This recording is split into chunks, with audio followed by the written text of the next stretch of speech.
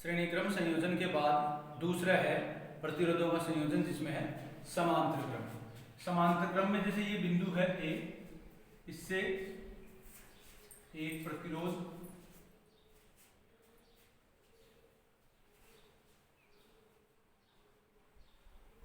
ये दूसरा प्रतिरोध और ये तीसरा प्रतिरोध। इस तरह तीन प्रतिरोध जुड़े हुए हैं और आगे वही बैटरी से और कुंजी के से। ये बैटरी को बी से लिखा है, कुंजी को के से लिखा है। और ये पहला प्रतिरोध है जिसको अपन कहेंगे R1, R2 और R3। यहां से जो बैटरी से जो धारा जा रही है, ये प्लस ये माइनस, इधर से धारा जाएगी। ये तीर का निशान लगा के आप धारा को बताएंगे। यहां से धारा जा रही है I, जो यहां इस बिंदु A पर, ये बिंदु A है और इसको आप नाम दे सकते हैं बिंदु B। इस पर जाने के बाद ये धारा तीन भागों में I1, I2, I3। ये इसलिए लिखा है क्योंकि धारा अलग अलग क्यों जाएगी, क्योंकि प्रतिरोधों का मान अलग है। जिस प्रतिरोध का मान ज्यादा होगा उसमें धारा कम जाएगी। प्रतिरोध का मतलब यही होता है आयनों के प्रवाह में उत्पन्न बाधा, और आयनों के प्रवाह में बाधा उत्पन्न होगी तो धारा का मान भी प्रभावित होगा।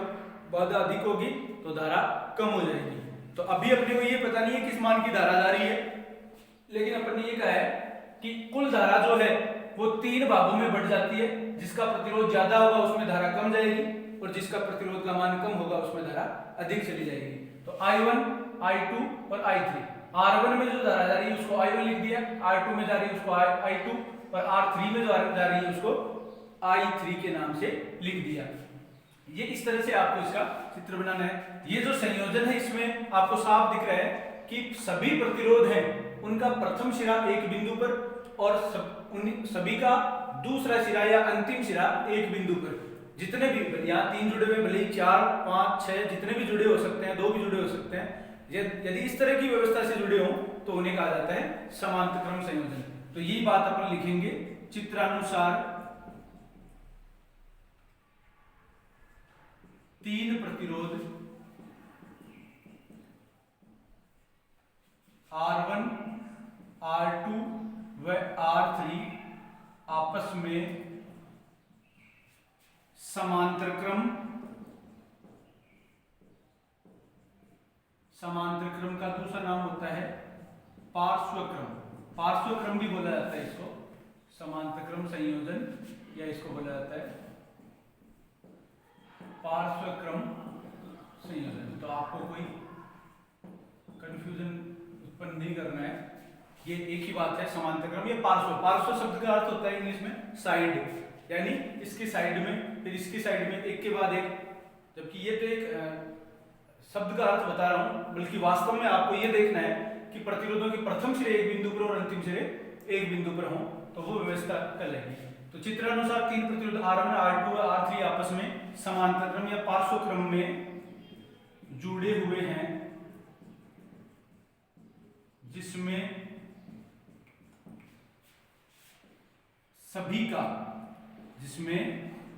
सभी प्रतिरोधों का प्रथम सिरा ए बिंदु पर तथा अंतिम सिरे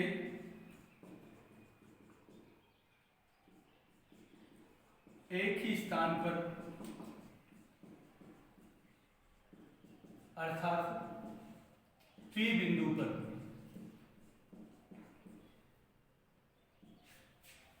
जुड़े हुए हैं। इस व्यवस्था को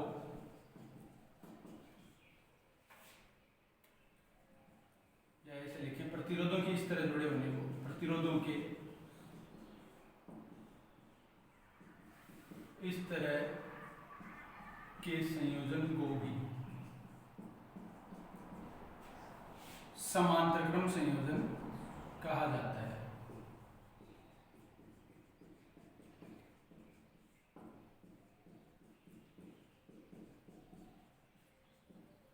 ये अपने बात लिख दी।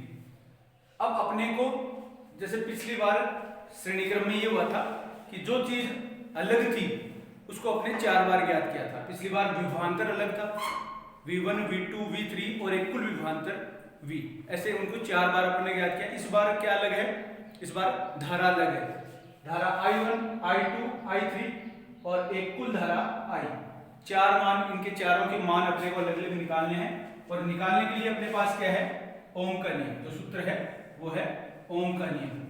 तो उससे पहले अपने को ये बात बतानी है, इस संयोजन में या इसकी जगह आप ये लिखें कि समांतर क्रम संयोजन में, समांतर क्रम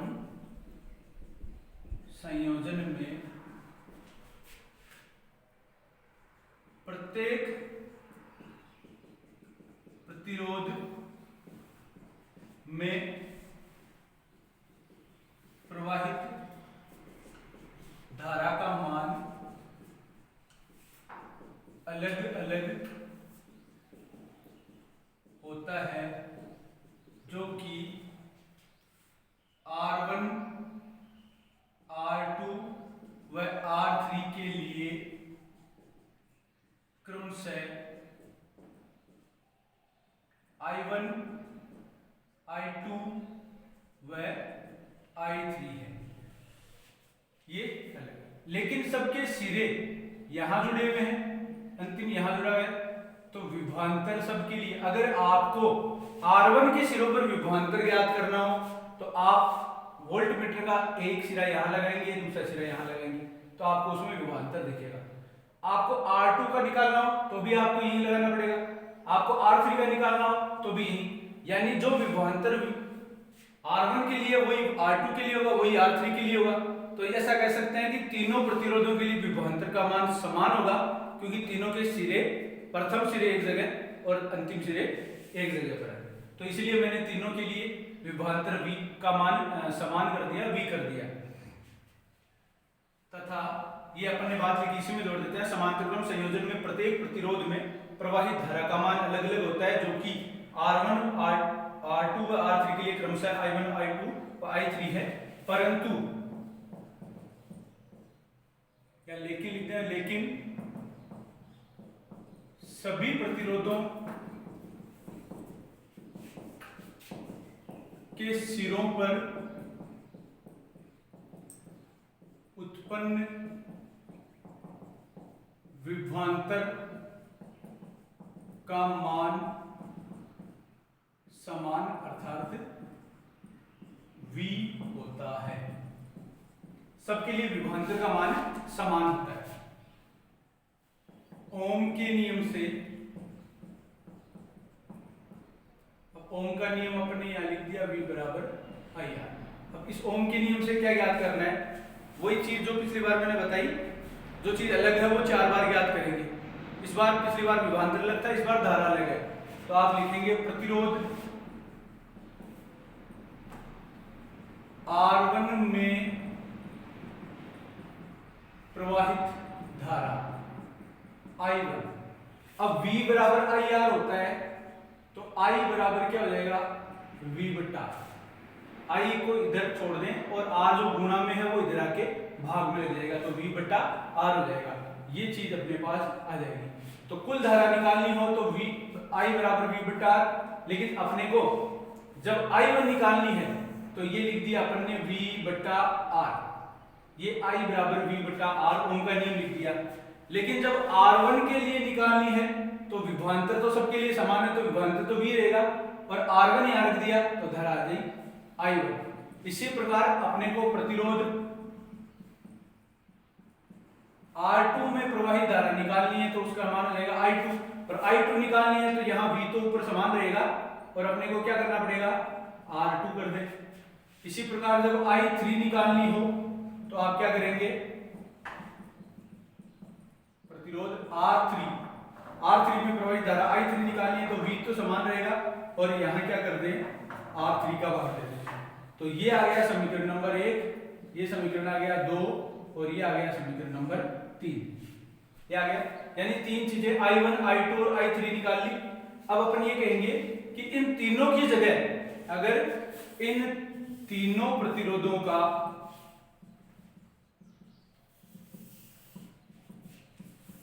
तुल्य प्रतिरोध R हो तथा इसमें प्रवाहित धारा का मान I और उत्पन्न विभवांतर V हो, तो अब इसको आप ऐसे समझ सकते हो कि इन तीन की जगह मैं एक लगा दूं। जैसे ये तीन है, इन तीन की जगह एक लगा दिया, जिसका मान मान लिया अपने R। और तीन की जगह एक लगाने का मतलब ये इन तीन का काम करेगा, तो इसको कह सकते हैं इनका तुल्य प्रतिरोध, यानी इन तीनों के समान काम करेगा, तो इसको कहेंगे तीनों का तुल्य प्रतिरोध। इधर इसको जोड़ दिया जाए बैटरी से, और इधर ये कुंजी है। ये छोटा सा परिपथ बना के आपको समझा रहा हूं मैं। इसको आप इस बात जो लिखी है इसको चित्र से भी प्रदर्शित कर सकते हो। धारा जा रही I और बैटरी के सिरों पर जो विभवांतर है वो क्या है, V। तो ये बात लिखी है कि इन तीनों प्रतिरोधों का तुल्य प्रतिरोध R हो, इन तीनों की जगह लगा दिया R। इसमें प्रवाहित धारा है I। अब पिछली बार तीन अलग थे तो तीन में धारा बढ़ रही थी, अब एक ही है तो उसमें पूरी धारा जाएगी, तो धारा का मान हो जाएगा I। और उत्पन्न विभवांतर, अब इस प्रतिरोध के सिरों पर उत्पन्न विभवांतर क्या होगा, जो इस बैटरी का कुल विभवांतर है, तो इसके सिरों पर उत्पन्न विभवांतर का मान क्या हो जाएगा, जो बैटरी का है कुल V। ठीक है, तो अब कह सकते हैं तो प्रतिरोध, तुल्य प्रतिरोध बोलेंगे इसको, तो तुल्य प्रतिरोध R में प्रवाहित धारा। अब इस R में प्रवाहित धारा, तो I जब भी निकालते हैं तो ओम के नियम से I बराबर क्या होता है, V बटा R। I बराबर क्या होता है, V बटा R। तो I अपने को निकालनी है, ये धारा कितनी जा रही है वो निकालनी है, तो कुल विभवांतर और प्रतिरोध का मान, ये आ गया समीकरण नंबर 4। अब 1 2 3 4 ये चीजें आ गई। अब अपने को ये पता है कि यहां पर इस चित्र को देखें आप, यहां पर ये धारा जा रही थी I, यहां तक ये I थी, यहां तक जो धारा जा रही थी उसका मान क्या था, I। लेकिन यहां जाने के बाद I1 I2 और I3 में बट गई, यानी कह सकते हैं कि इस I का ही विभाजन होकर I1 I2 I3 हो गया। अगर इस I1 I2 और I3 को जोड़ें तो ये कुल धारा के बराबर होगा, तो हम कह सकते हैं बैटरी से प्रवाहित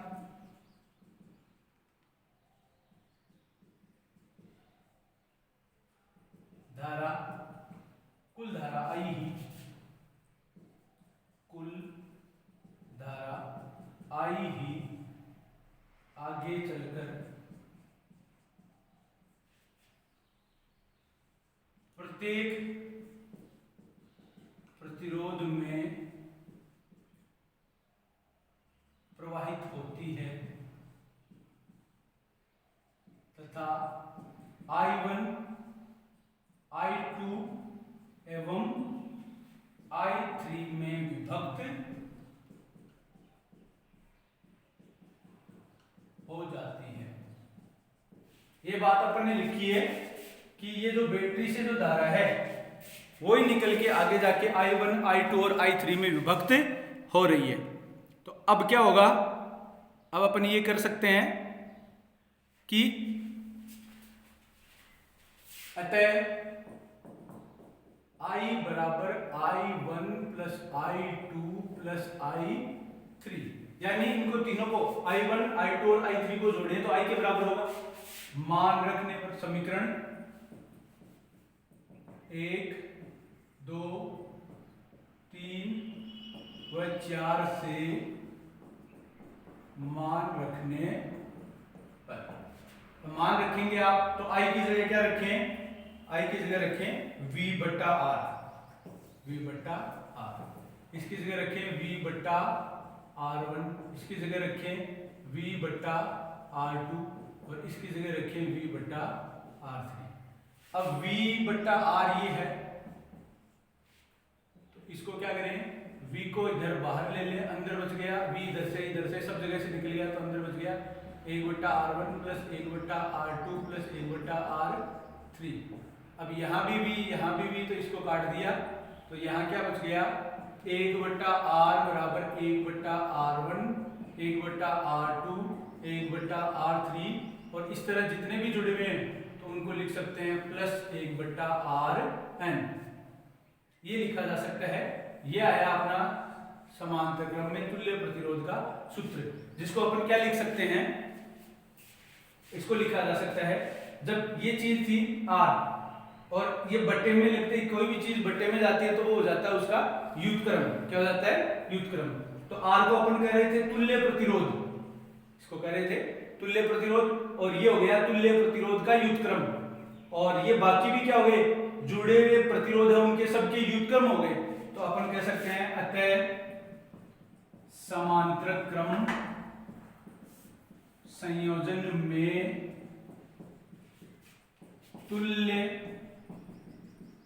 प्रतिरोध का युतक्रम, तुल्य प्रतिरोध का युतक्रम जुड़े हुए सभी प्रतिरोधों के युतक्रमों के योग के बराबर होता है।